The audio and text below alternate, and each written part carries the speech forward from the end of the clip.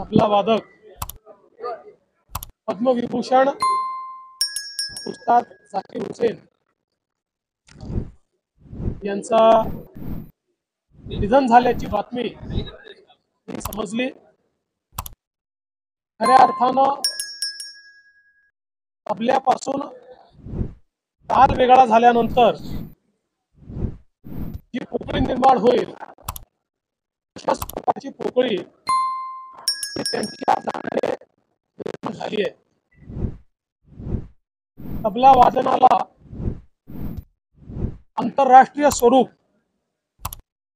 हे झाकीर हुसेन साहेबांनी दिलं। हे जवळपास 3 पिढ्यांना त्यांच्या मैफिलीने मंत्रमुग्ध केलं। त्यांचा तो बाज, त्यांचा तो आविर्भाव, त्यांच्या बोटातली जादू हे बघणं म्हणजे एक पर्वणी होती आणि लाखो लाखो तरुणांना त्यांनी तबला वादनाकडे आकृष्ट केलं। आणि प्रत्येक तबला वादकाचा एकच ध्येय असायचं की मला उस्ताद झाकीर हुसेन यांच्यासारखा तबला वाजवायचा आहे। खरं तर मी असं म्हणेन की ही अशी क्षती आहे की जी कधी भरून निघू शकत नाही।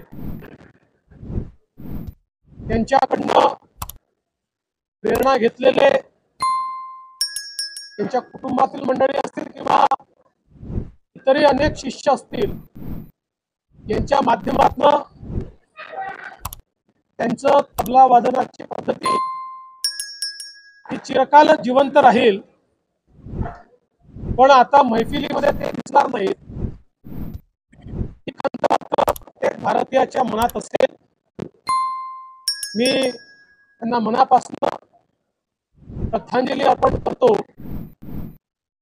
आणि त्यांच्या कुटुंबाच्या दुःखामध्ये आम्ही सर्व सामील आहोत एवढंच या प्रसंगी बोलतो।